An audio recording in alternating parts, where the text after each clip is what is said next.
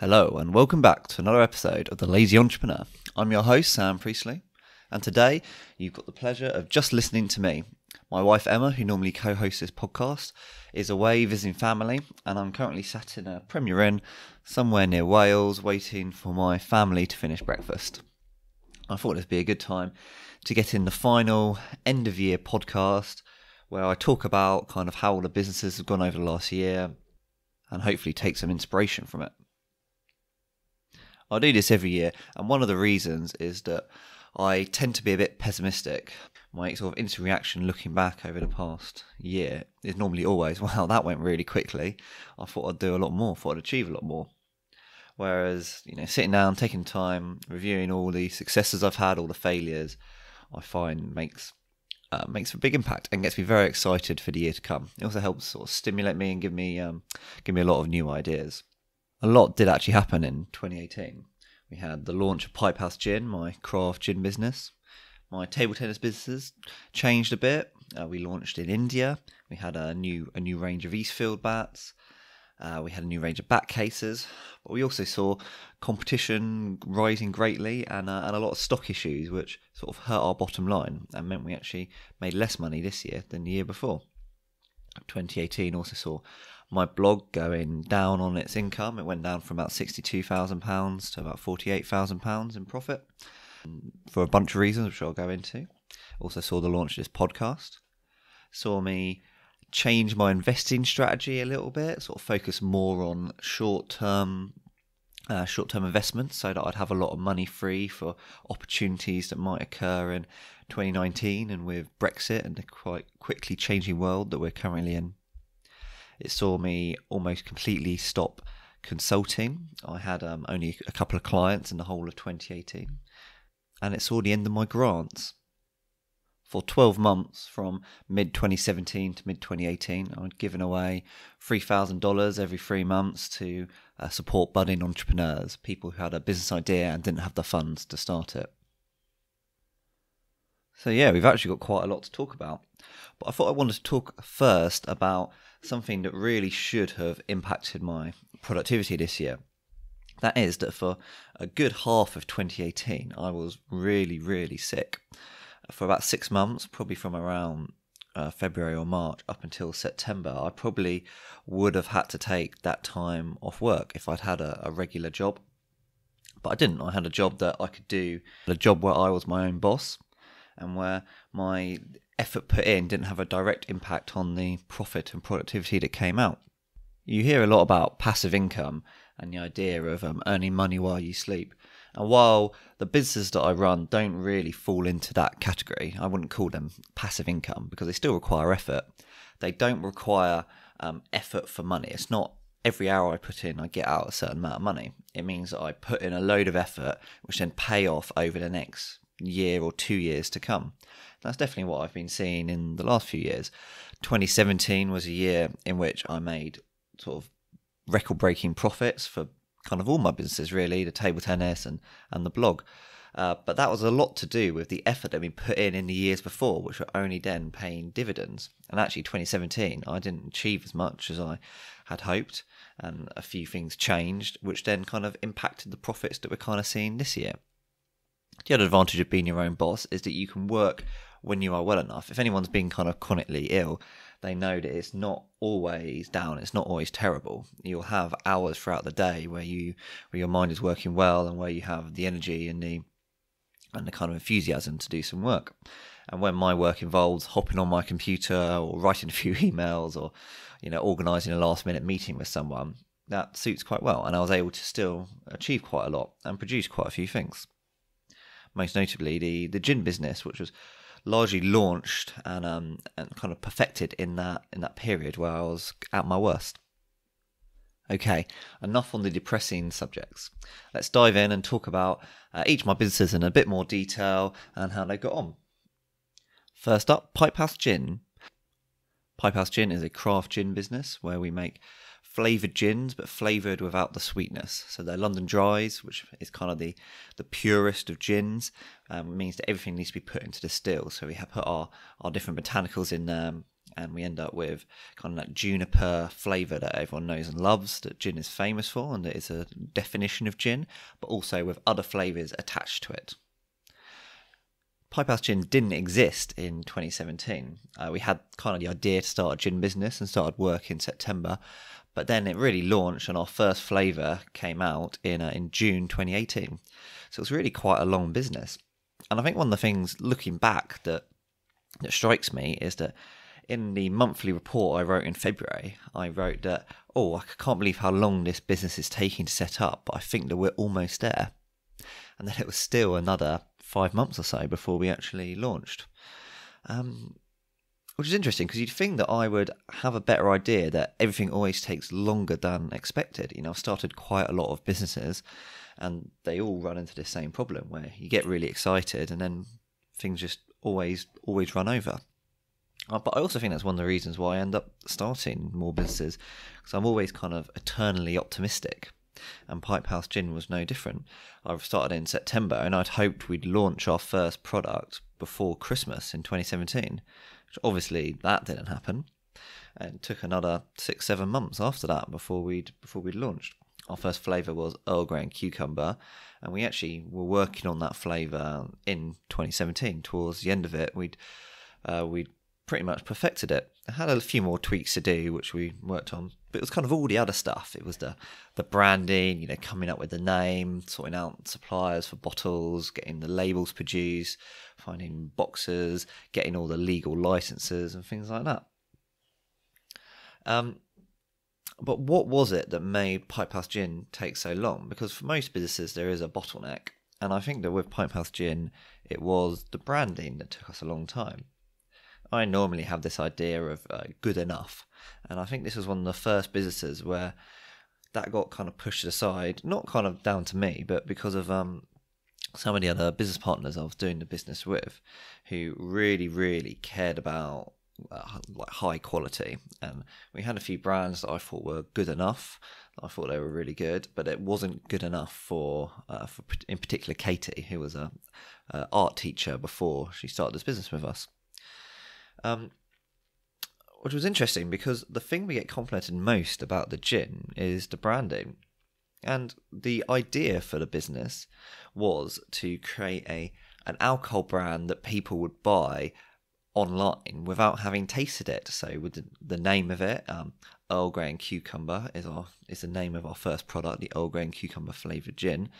You know what you're getting before you buy it, and it's interesting, it's a bit weird, it's a bit different, and the branding stands out. It's very clean, it's very good, and it looks very high-end. It's the sort of thing we hope that you would keep on your shelf because it looks good, as opposed to just drinking it.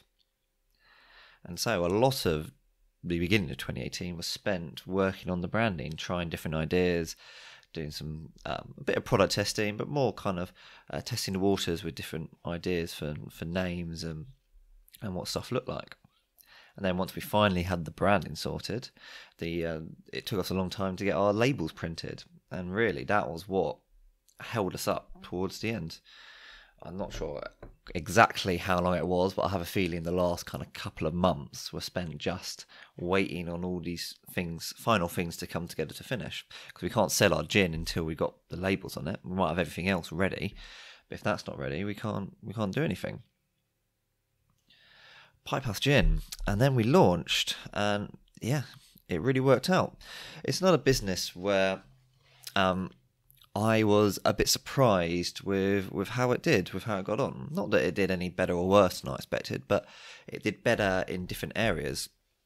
One of the things we wanted when launching Pipehouse Gin was to position it so that we had the maximum opportunities available, the maximum possibility of one kind of marketing channel working out and earning us loads of money. It's if you listen to one of my other podcasts on serendipity, it's a topic I talk about a lot. You don't necessarily know where your opportunities are going to come from, but you want to position yourself so that when an opportunity comes along, you can make the most of it. And that was kind of the idea with Pipehouse Gin.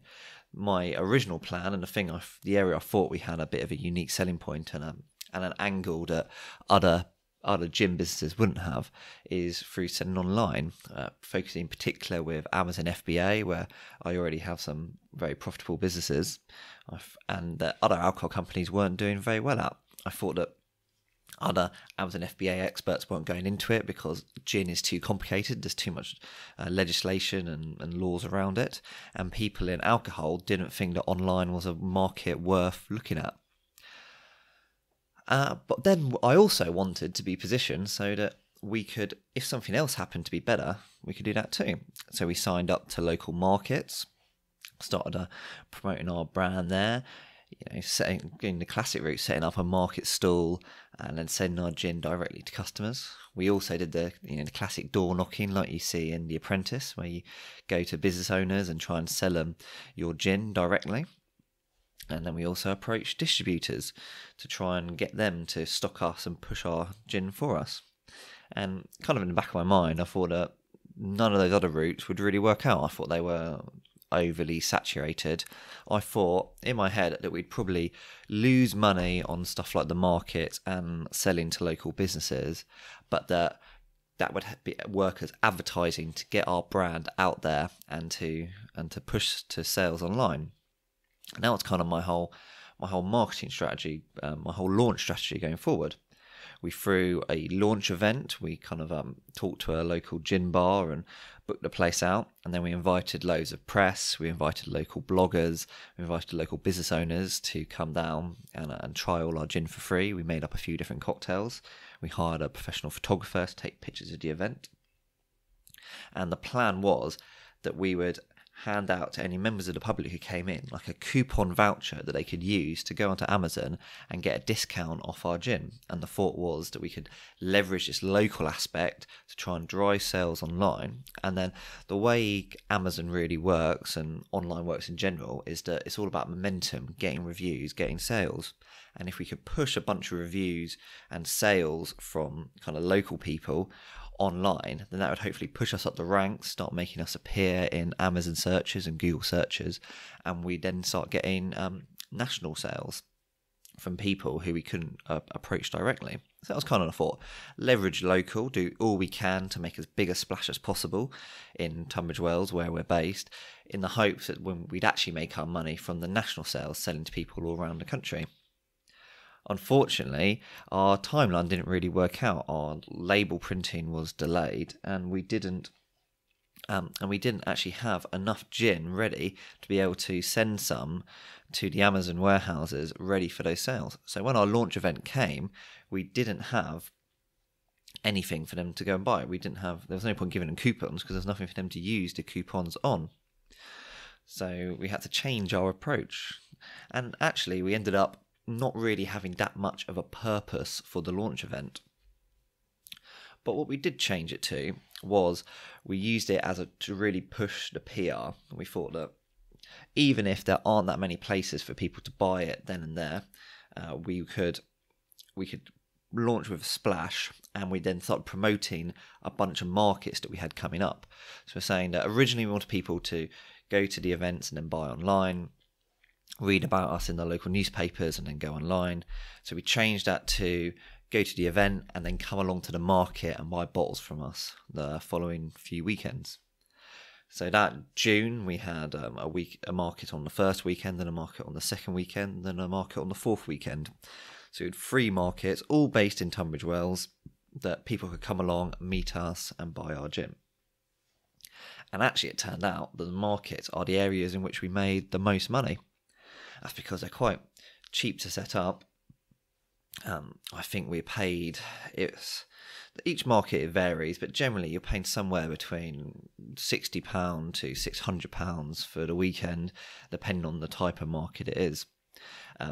With the cheaper ones, we were generally only allowed to sell bottles. With the more expensive ones, we were allowed to also basically run a bar where we could sell gin and tonics to people who were drinking. And both of those ended up to be really profitable to us, both from the point of view of getting our brand out there, building brand awareness in the local community, but then also in actually just making money. Partly because with gin, there is a real expense to shipping. So if you buy online, it's going to cost us around £8 to get that bottle of gin to you. It needs to be packaged in kind of a blow-up plastic bag that means it won't break. You don't got to put it in another box. You don't got to pay a delivery company to deliver it to you. It's got to be tracked shipping because got to make sure that the delivery driver isn't giving it to someone who's under 18, which is the legal drinking age here in the UK. There's just kind of a bunch of other things around it. And then, of course, Amazon takes their commission as well. Whereas if we're at a market, it's literally we're just taking it from our garage to the market and sending it, and people are, and basically everything above the cost of the cost that we're paying for it is profit. Now, yes, later on we started hiring other people to work the markets for us, and you have to pay for the market stall, and there's an investment in building the stall and doing all the branding around that. But generally, markets turned out to be a really good investment for us. And then markets, they led on to business owners approaching us. In that first month, we got contacted by a lot of local bars, and in particular the cool bars, the bars that are on Instagram and that are kind of plugged into what's new and cool, were approaching us to ask if they could stock our gin. And then we kept pushing that, We appeared a bunch of local newspapers, and it worked really well. I have this idea that I think I read somewhere, I'm not sure where, and I'm not sure even if it's true, but it's kind of concept that I work off, is that someone needs to see your brand 7 times before they'll recognise it, before it looks familiar. So our idea was to hit the local area so hard that people would see the brand 7 times. They might see it in their local bar on the shelf, then they might walk down the market and see it there, and then they might read about it in a local newspaper, and they might hear about it on the local radio or whatever. We just try to hit the area as hard as possible, and it worked out. And we had good sales. We sold almost 500 bottles that first month, which was pretty staggering, really. And sales continued. As expected, the second month had a big dip because we'd lost that initial excitement, and a lot of places, bars and stuff, already had our bottles and so didn't need any more. But then since then, it dipped quite a bit, and since then it's been slowly growing again. And in fact, the biggest thing that's been holding us back has been stock issues. Our supply chains are turning out to be quite difficult to keep intact, when that's creating new labels or whatever. And it's only just now that we've kind of got a handle on that, and we only really had excess stock that allowed us to start doing marketing and really pushing sales at the beginning of December. In fact, in December we had 4 Christmas markets booked in, and we only did 1 because we didn't have the stock to do the others. But that should all be changed in 2019. That should all be sorted. Pipehouse Gin wasn't all good news. We did have a bunch of issues which cost us quite a bit of money. And the first one that I haven't really talked about, because it was such a big disaster at the time, was that our first batch of labels, our first 250 bottles we made, the ink ran on maybe a third of the bottles, which meant that, and this only happened after they'd all been applied to the gin. So we started unloading, from cases of gin just to check, and noticed that some of the labels had water stains on them, marks, to a point where we weren't happy selling them, and that was pretty devastating. It was about a third of that first batch.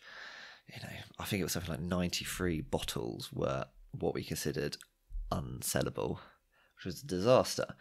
It was a disaster also because it meant that we had to go back to the drawing board and get all the other labels for the other batches reprinted, because the way labels work is the more you buy, the cheaper it is, and we'd bought 8 batches worth of labels in one go, so we had to go back and work with the printer company to try and fix that. The first thing they did, they put on a veneer over the labels, so we were able to get batches 2, 3 and 4 out quite quickly, and then they went to a different printing method to print the others. And now that's all sorted, our labels don't have any issues anymore. But at the beginning, that was, I think I almost cried.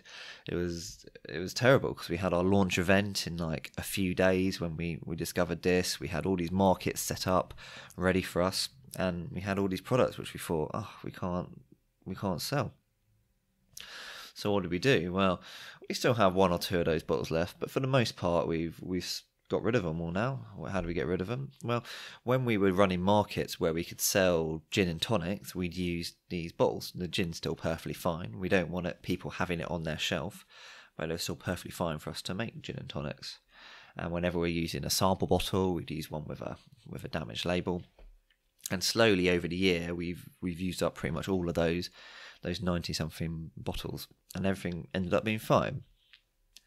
Another big issue, one that we're still trying to sort out at the moment, and actually, since I posted it on my blog, a lot of people have contacted me with some good ideas of how to fix this. So thank you very much if you're one of them. Was that when we were shipping boxes of 6 bottles to people, which would be bars and places like that, we were getting quite a lot of breakages. Because even now these boxes, they've got dividers in them, they're packaged safe and snug, the bottles are really good quality, really thick. It just seemed the delivery drivers were just chucking them all over the place, and they would quite a lot would smash. And it meant that if one bottle smashes, then that's kind of the whole box written off, because all the other labels would be soaked and covered in bits of glass, and an absolute nightmare. So we were losing quite a lot of cases because of this. So I've got some stuff to kind of fix that now, but you can imagine our margins, especially to wholesale, aren't very high when it comes to a bottle of gin. So if we lose a case, that's 6 bottles. We got to sell, I don't know, 7 or 8 cases or something in order to make up for that loss. And yes, we did a lot of the time end up still getting some value out of the other bottles that weren't broken, that just had their just bits of glass and the labels ruined on them. But it was still a big issue, and it meant that we have made money out of our trade sales, but not very much. What other issues did we have?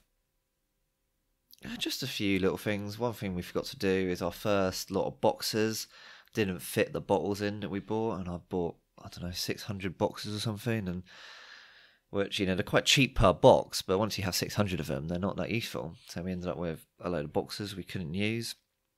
We ended up getting new boxes, and that's all kind of sorted, but these all kind of teething problems that end up sorting themselves out.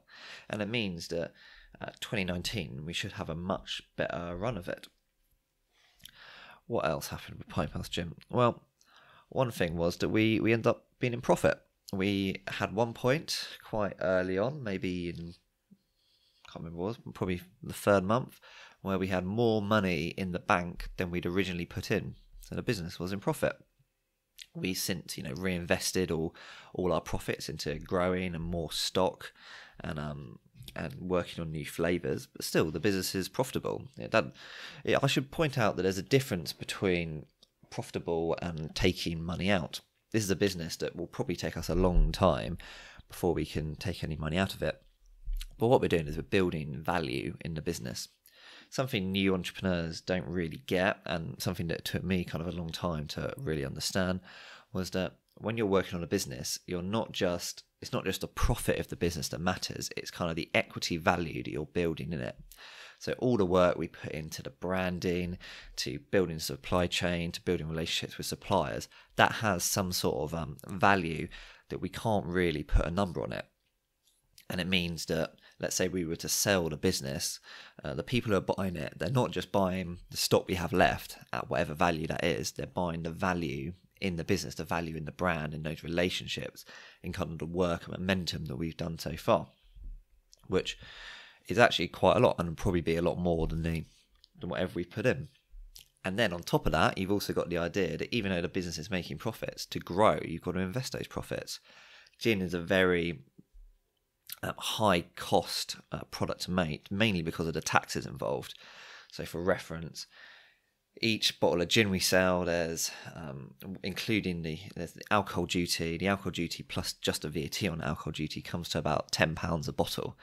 So already we have to pay £10 to the government every time we produce a bottle of gin, which, as you can imagine, has a real impact, and should make you think when you see a bottle of gin being sold in a supermarket for £15, £10 of that is going straight in taxes. So for the £5, they've got to be doing everything else that goes into that gin, and it's why craft gin is quite expensive, because good quality gin is expensive and hard to make. But yeah, Pipe House Gin, that's been a great business. It's also been a good business because it's the first one I've started with my wife Emma, and it's brought us closer. It's been really good. There's another podcast we did together on starting a business with a partner or on your own that I recommend having a listen to, because there's quite a lot of nuances there. There's pros and cons to both. But for me, definitely that was the best decision, to go into it with her and with a couple of other friends as well. Pipe House Gin, that's kind of the success of the year. Let's talk now about the blog. My blog had a kind of a stellar year in 2017. It made £62,500, and that was on really not much content. I was losing love for the blog in 2017. I was writing less posts. The quality, I think, was going down a little bit. And I was spending quite a bit of time marketing, trying to get people onto it, reading it, which paid off because the readers is what led to the profit. But, I was actually thinking of stopping altogether. I wasn't really enjoying it. So in December, I made a very conscious decision to stop doing any marketing at all. I would just focus on writing good quality content and hope that people would kind of find it naturally and share it or whatever. But that didn't really work. And the trend for 2018 has been down. £48,500 is still really, really good. But the trend is down. And, the big profit months were early in the year. And as the year has gone on, it's been dropping and dropping and dropping. And if it continues on the same trajectory, next year it will make, I don't know, £25,000 or something. It's going down. So was that the correct decision? I think so. I think my blog posts that I've been writing have been better. My series on the gin, I think, is particularly good. I started doing monthly reports that regular readers have really enjoyed and I find quite useful, and are also very useful for me to get me excited about the next month and look over on what's happened before. I also think it's not just down to the marketing. I think there's been a bit of a change in culture, that people are reading less long-form blog posts on sort of third-party blogs like mine. Someone's got to come to my website, click on an article and read it. People are doing less of that now. They're getting stuff from their social media feeds that are already in. They're less willing to go to independent sites. Nothing particularly wrong with that. That's just a change in the way people are doing it. And I also think there's a change in how people like to consume the type of content that I produced, which is, long form kind of tutorials or like journaling style stuff. And people are now there's been a big rise in podcasting and videos. And it's kind of one of the reasons I'm doing this.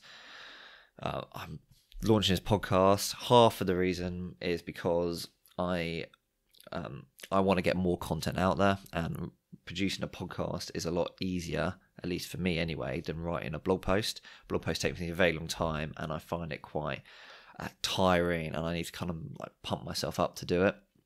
Whereas a podcast, I can ramble on a little bit and tell you whatever it is I've got on my mind. And as you can see, I'm getting a lot more podcasts out than I am blog posts. Basically, in my draft folder on my site, I have 150 blog posts that I started writing and never finished. And they're all ones that could be good podcasts. So we'll see what happens. In 2019, I'm going to start marketing again, doing a little bit. I might hire someone to help me with that. And I'm also going to push this podcast and hopefully combine those two as a single thing, drive people from the blog to the podcast, from the podcast to the blog, and see how that goes. But we'll see. Another thing I was doing on the blog was my grants. I was doing these entrepreneurship grants where over a 12-month period I gave away $12,000 to different kind of budding entrepreneurs to help them start a new business or grow a small business that needed a bit of money. That was originally an experiment, and one of the things I'd hoped to get out of that was that a lot of people would share the fact these grants were going on, and they'd go viral, and I'd end up getting a lot more traffic out of it. That's not what happened, and in fact I think it probably did me more harm than good. It turned out that, so what I was on to was people to write like a grant application, and then I would review the application and choose kind of the top 12 or whatever, or the top 3. So every 3 months I gave out 3, so every 3 months I'd have to choose 3. And I did the first one, and I got something like 150 grant applications, which took me a long time to read through. And while 3 out of those 150 are really happy, the other 147 aren't. and I end up pissing off a lot of people, basically, because a lot of people don't like being told no. So that didn't really work out for me. It turned out to be a lot of work, and I think it was partly the reason I started losing love for the blog, because I was spending a lot of work just sitting there reading these grant applications. And I went for a phase of giving everyone feedback. The most common reaction to giving feedback to someone's application about why I didn't choose them was them to argue with me and tell me that I was wrong, which, yeah, you can imagine. So I stopped them. So I finished the first year, the £12,000, and I stopped doing that. I might do something again. I might try and change the idea and do something else. I think it's always worth, just because experiments fail, it has probably lost me money and some revenue, basically. And a lot of time. It was worth it because it was an experiment that I think had a good concept that I just badly executed. And experimenting and failing is a good thing. That's kind of the blog. I did end up writing quite a bit more, but you can look at my blog, and there's some really good posts. But you can also see I'm probably getting a little bit more tired. The really in-depth posts are becoming fewer and further between. So hopefully the podcast will hopefully give that a big push. If you want to check out the blog, it's sampriestley.com. That's sampriestley.com. Now let's move on to my biggest business, my table tennis business. So I've got 2 brands. We've got Palio by Expert Table Tennis, which is a entry-level series of table tennis bats. The cheapest one is about £30, and it goes up to £40. We have a range of 3 that are very popular. We're currently on our 2nd series, so it's the Expert 2, the Master 2, and the Legend 2. And that is a very good business. That is we've been the best seller in the UK for table tennis bats for a very long time, and we do well in all over the world, in USA, Canada, the rest of Europe. In 2018, we launched in India, which was quite a big step and was really difficult, actually, because there's so much bureaucracy in India. We had to find a partner who would work with us, who was an Indian resident, because they don't allow foreign businesses to operate there. We had to do a load of things. We had to get stamps and get hundreds of different departments to give us random numbers and all this sort of stuff. It was a nightmare, and we eventually worked our way through it. But it took us, I'd say, a year and a half or something since we first started researching it before we launched. And that's turned out to be quite a good market. It's something that was a risk, because we're selling our products for more expensive than they are in the UK. The £30 bat is about £32 in India, because they've got so much taxes and stuff around it. And we're up against table tennis bats that have been sold for like £1 or 50p. So how can we compete? And it comes back to kind of the idea that we're competing on quality, not on price. And just because the entry level stuff is very, very cheap doesn't mean there isn't a market for that more high end. And India has a hugely quickly growing middle class, and it's a huge country anyway. So even if most people can't afford the table tennis bat, it's got 1 billion people there. So there's still a very large chunk who can buy it. And we've been selling, it doesn't sound huge, but sort of maybe 70 bats a month there, which have made the experiment worthwhile, and hopefully that's something we can grow going forward. We've also got our next range coming out, our Expert 3, Master 3, Legend 3, which we literally 2 days ago, we finally finished the final prototype for, after probably a year and a half of making tweaks, doing some research. We finally got a bat that we think is going to be a huge step up from the ones we currently sell, and that we can sell at basically the same price.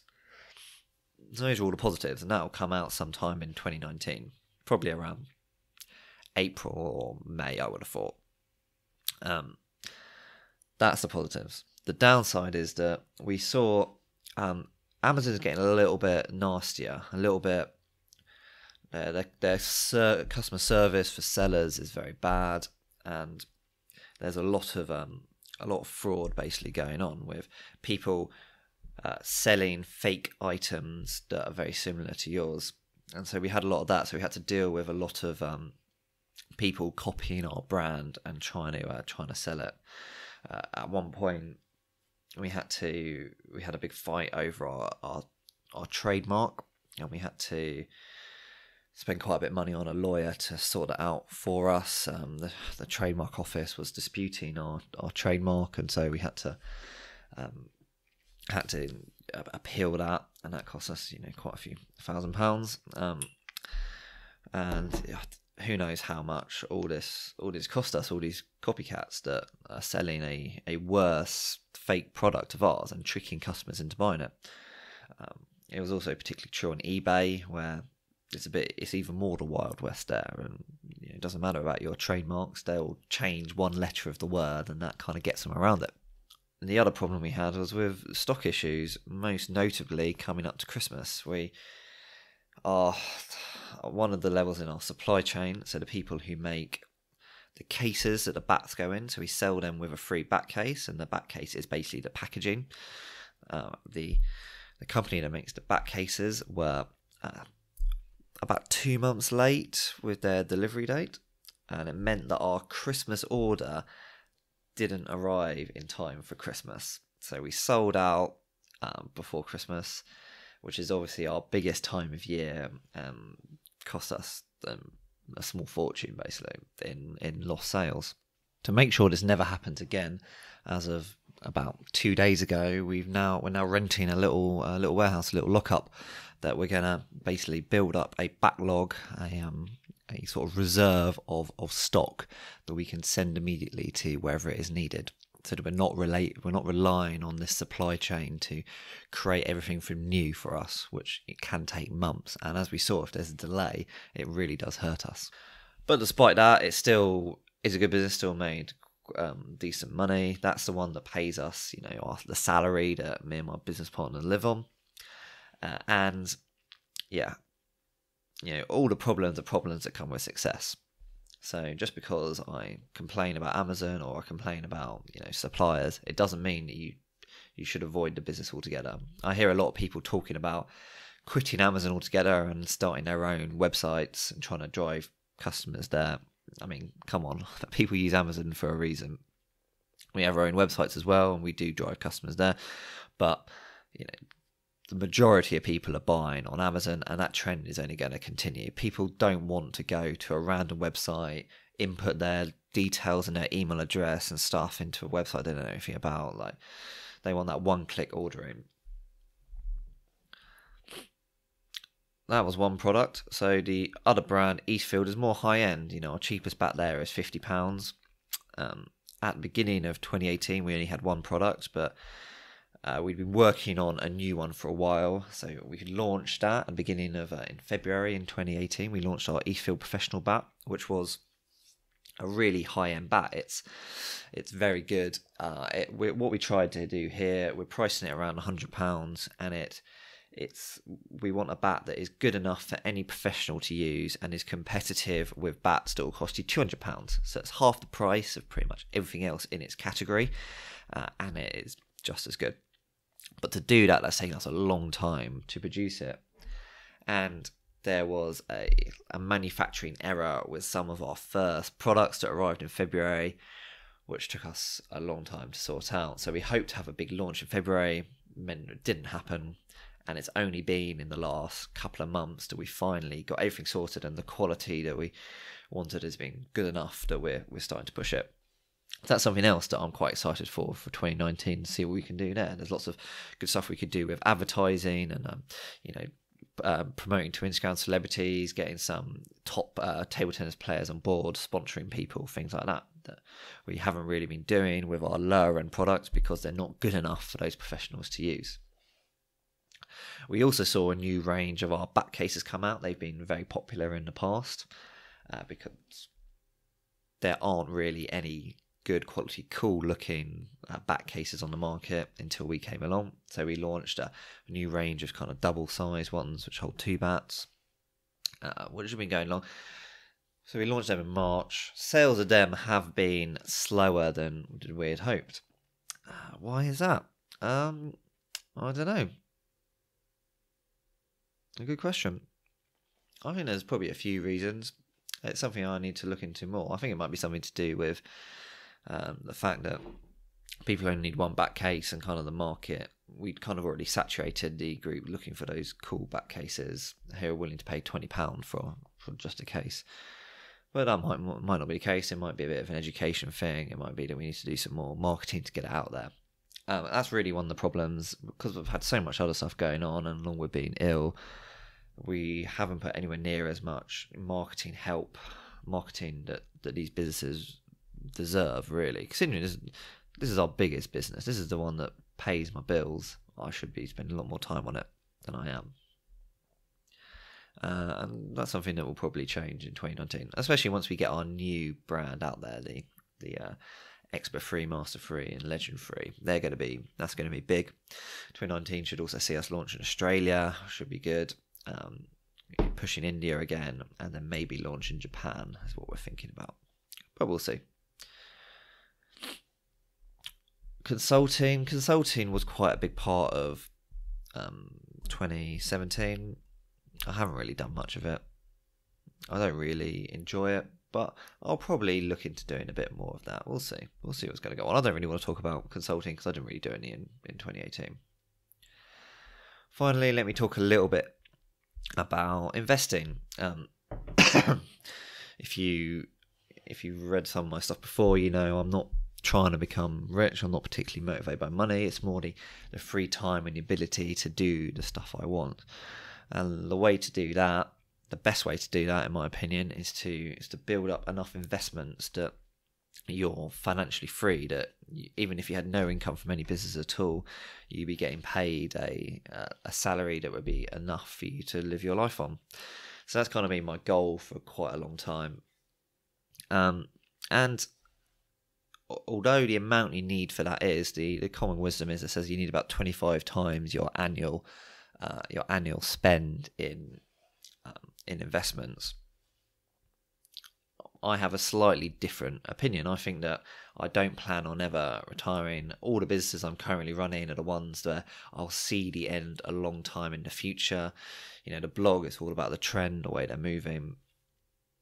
So my opinion then on financial freedom is that as long as I've got investments that are kind of covering, you know, the next 10 years really, or 5 or 10 years, then it's all good, and I can actually use some of that investment money for other things. And that's kind of what I'm thinking. So I've put quite a bit of my money into short-term investments, particularly peer-to-peer lending. I kind of go into my reasoning quite a bit more on the website, sampriestley.com. There's quite a recent post about, you know, investing in the light of Brexit, which is, you know, at the same time has scary sides to it, but also has a great opportunity sides to it. I'm sure that after all the turmoil starts happening, I'll see some opportunities that I think will be really good investments, and something I want to have my money available for to move into. So that's kind of what I'm thinking at the moment. This was helped by 2018. I sold some property that I own. I had a business out in Malta that I've been working on selling for about 2 years. It's been a bit of a mess just because of the structure in which it's set up, but it kind of owns 3 properties, and I share the business with a couple of other people, and there's some kind of other stuff in with the companies and things. So it's been a bit of a nightmare getting that all sorted. Quite stressful really. But then in October that finally got sold, so I received quite a large amount of money into my bank account, and so this idea of investing came up again, and that's when I kind of started thinking more about these short-term investments. And the majority of that has gone into very short-term, sort of 30-day accessible investments, where they're earning kind of between 4 and 6%. And then I still am slowly siphoning into my kind of stocks and shares ISA. The rest, I believe in kind of passive index fund investing. So in the UK here, we get £20,000 a year of tax-free investments you're allowed. So what I do is every month I funnel 1/12 of that £20,000 into a Vanguard fund, a stocks and shares index fund, and I do the same for my wife Emma. And then the plan is that will just sit there forever and keep growing, and then at some point, that will be earning more money than we're spending between us, and it means that I've kind of protected in case things go wrong. This is the Lazy Entrepreneur podcast. One of the reasons the Lazy Entrepreneur is I have this idea that about finding the easy way to do things. If you're a lazy person, you always want to get the quick way through, which kind of sums me up a little bit. But also because I'm motivated by having that free time and wanting to be lazy and not wanting to get a job. Or if you're sick for 6 months like I was this year, you can't get a job, you can't work. And so have as many backup plans as possible is quite important to me. So, and investing is one of them. Investing is a backup plan. Having multiple income streams in completely different businesses is another backup plan. So if, say, my table tennis business collapses, I'll still have income from the blog. I'll still have income from Pipe House Gin. If one of the other ones collapse, then I still have that. So at the moment, I kind of have 4 or 5 income streams. I've got another few. Like I've got a book that I sell. We've got a couple of YouTube videos that make a bit of money every month. There's a few other things that mean that I should be quite protected in case of stuff going wrong.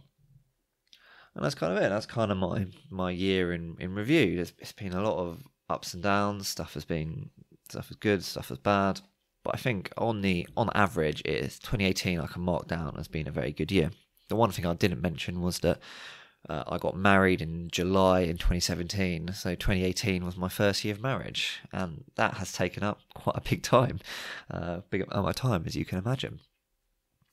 If you can listen to the previous podcast to this, is always talking about my personal development and stuff that can change my productivity and stuff. But in terms of the actual businesses and how they've done, 2018, good year. Let's do the same in 2019. Goodbye.